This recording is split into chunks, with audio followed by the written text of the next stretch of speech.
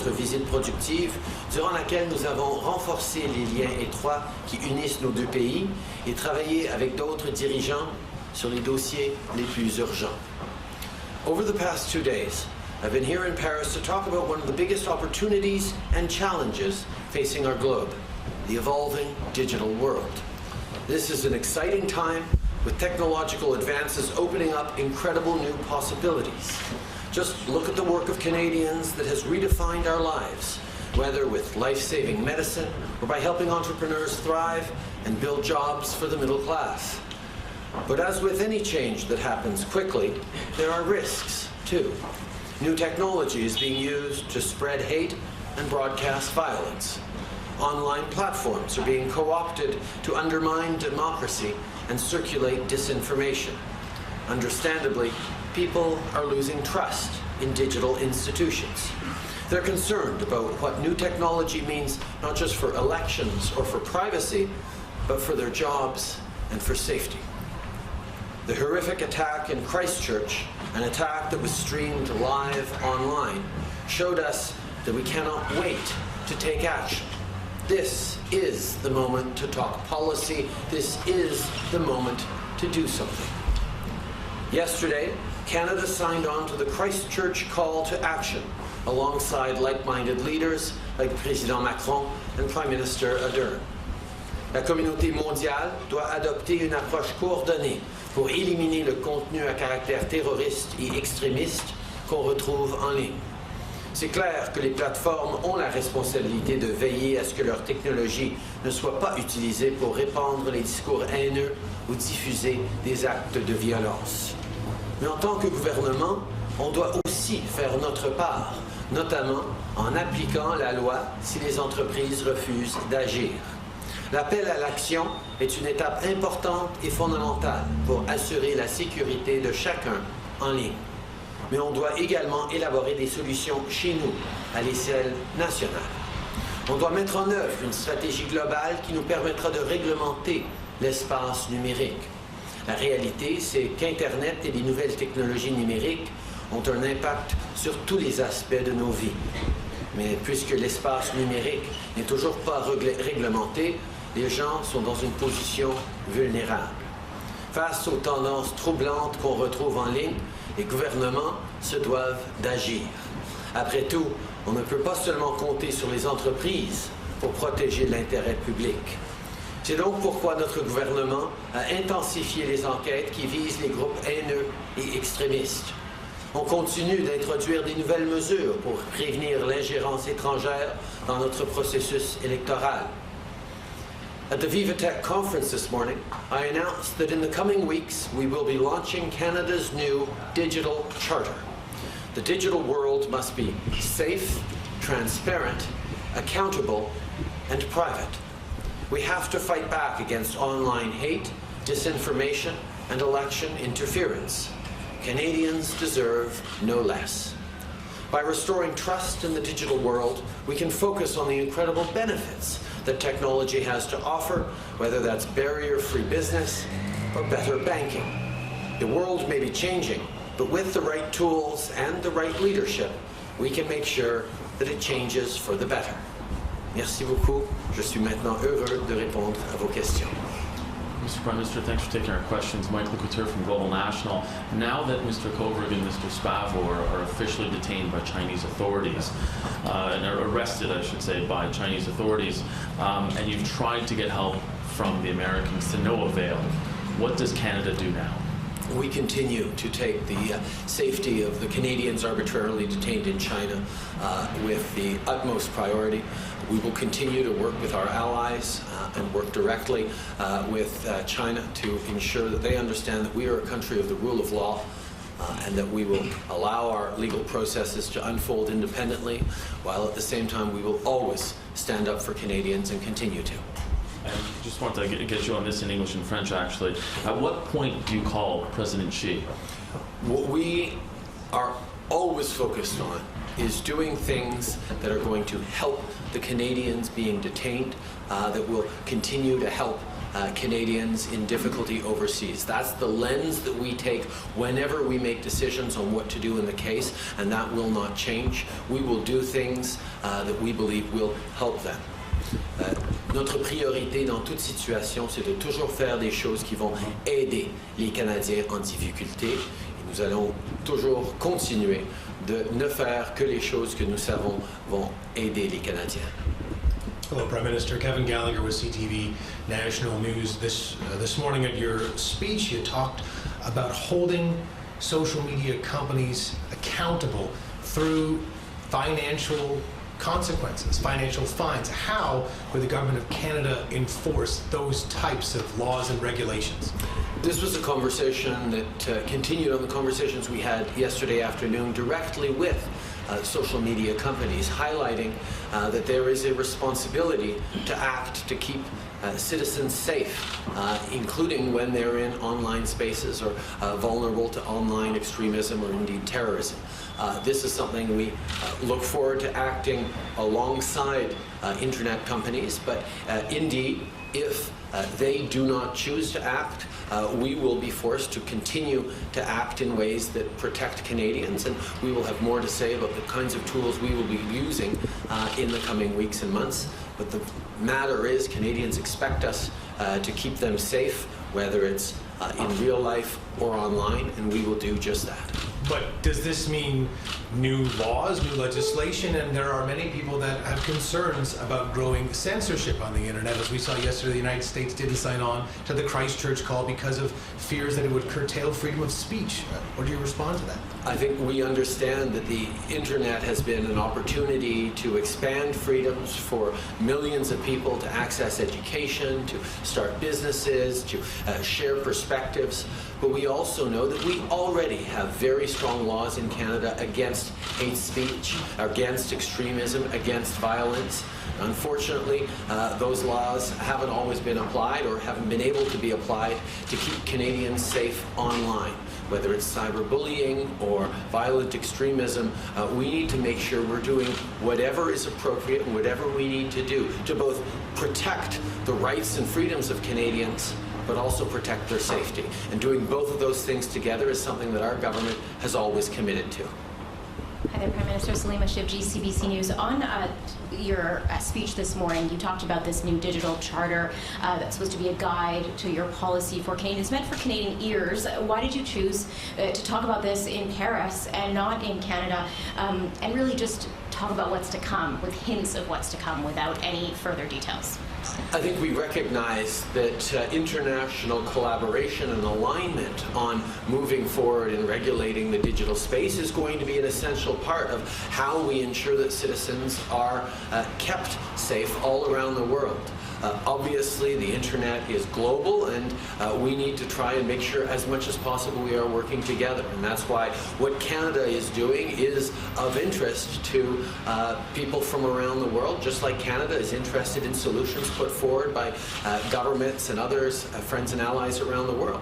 But there's no question that a government of a particular country needs to lean in on what we can do to protect our citizens directly, and that's exactly why I'm very much looking forward to the Minister of Innovation making an announcement shortly around the digital charter and everything we're going to do to make sure we're keeping Canadians safe in a way that allows us to continue to flourish in an increasingly digital world. Mes collègues en français. Je pense que les gens reconnaissent que l'aspect international, l'aspect global de l'Internet exige que nous parlons les uns avec les autres de ce qu'on est en train de faire chez nous, de notre vision, de nos solutions, parce que c'est certainement en travaillant de concert les uns avec les autres qu'on va mieux arriver à réglementer, à protéger les citoyens partout dans le monde.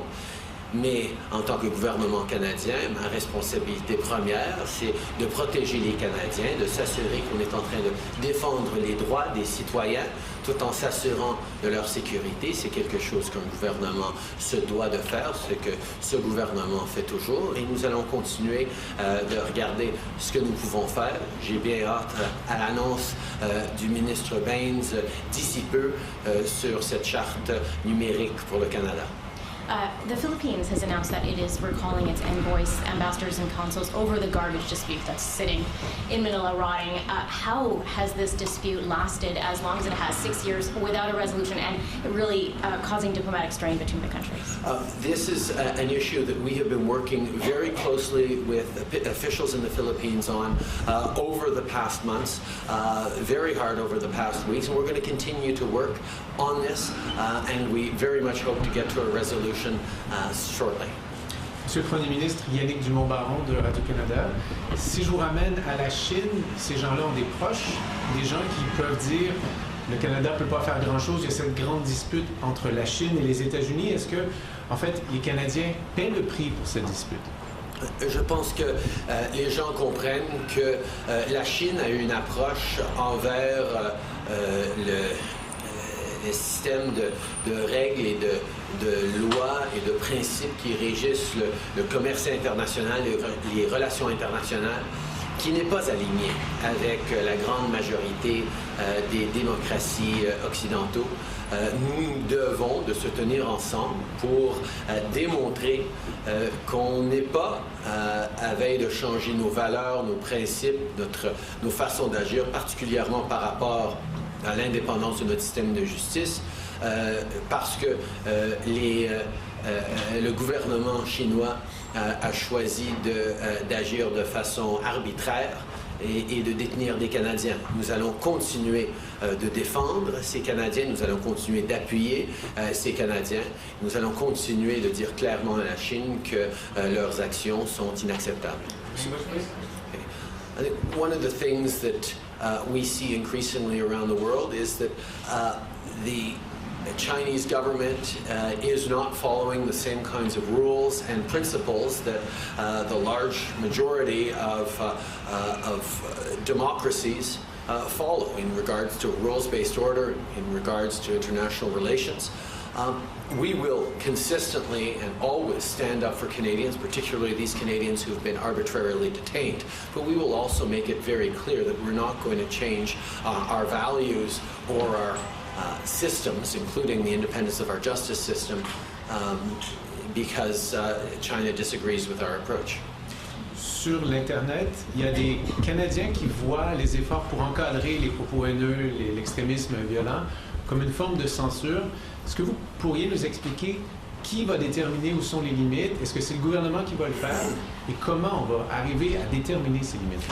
Je pense qu'on sait qu'on parle d'enjeux extrêmement complexes et difficiles. C'est toujours un enjeu de trouver le juste équilibre entre défendre les droits et libertés que les Canadiens tiennent si cher et la responsabilité de garder les gens en sécurité dans leur communauté et dans leur vie. Trouver cet équilibre exige beaucoup de réflexion, beaucoup de consultation, beaucoup de partenariat, et c'est exactement ce que nous sommes en train de faire pour pouvoir annoncer les mesures avec lesquelles nous allons aller de l'avant.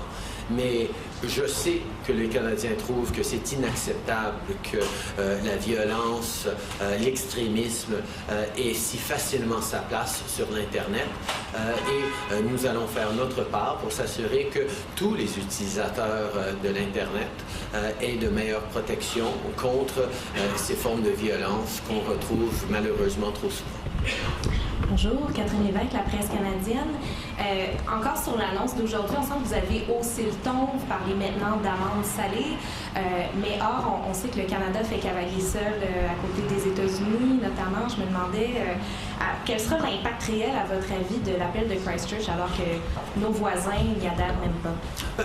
On sait que les États-Unis vont continuer de prendre leurs propres décisions, tout comme chaque pays, mais je peux souligner le nombre de pays qui se sont joints à l'appel de Christchurch, qui croient profondément que nous devons travailler ensemble pour assurer la sécurité des citoyens en ligne, de contrer cette montée de violence et d'extrémisme qu'on retrouve trop souvent sur l'Internet.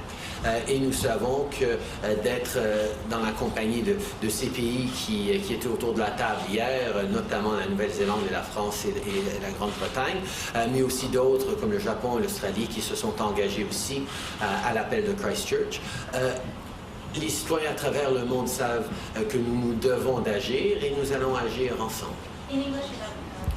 I think one of the things that we will always know is different countries will have their opportunities to make choices about how best to support and protect their citizens. But what I'm so pleased with around the Christchurch call is not just the strong voices around the table from obviously New Zealand to the UK to France who hosted, but the many other countries, including Australia and Japan, who've joined on to the Christchurch call and who know that we need to move forward in real and tangible ways to make sure that our citizens are kept safe online as well as in real life.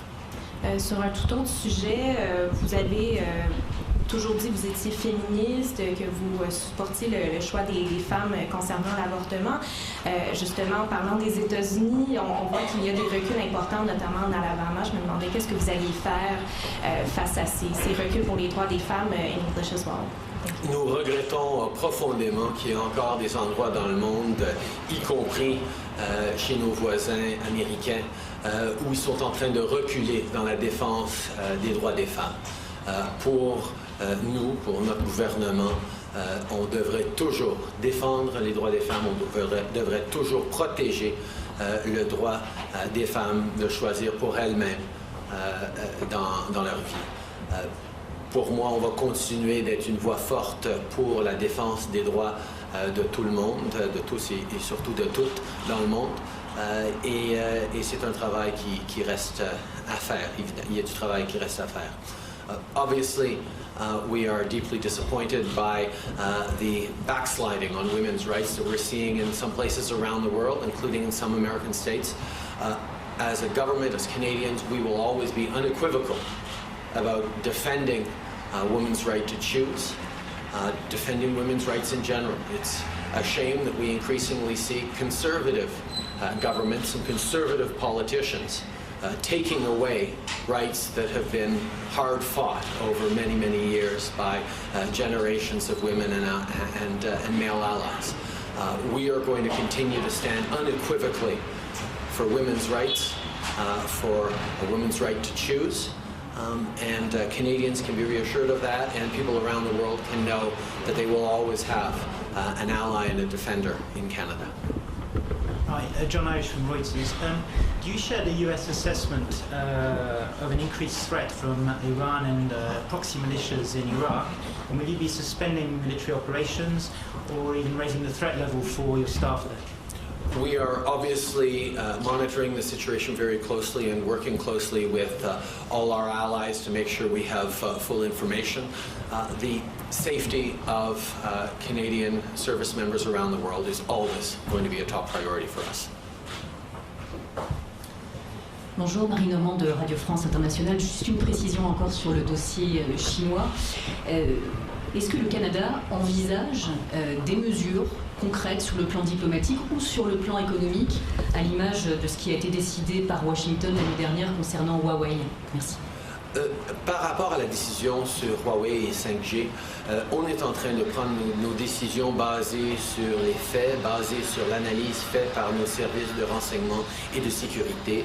Nous croyons que ce n'est pas des décisions politiques à prendre, c'est des décisions basées sur nos meilleures compréhensions de comment garder nos citoyens en sécurité tout en leur offrant des choix et la compétitivité dans les technologies qui leur sont disponibles.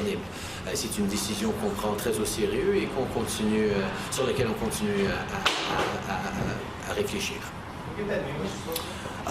On the issue of Huawei, the decision will not be a political one. It will be one that we take based on facts and data and the best advice of our intelligence and security professionals. We know that it's extremely important to do everything we can to both make sure that our citizens are safe and protected, while at the same time give them choice, opportunity, and flexibility when it comes to technology. Getting that balance right requires careful study and careful attentiveness to what our experts will recommend. Merci beaucoup tout le monde.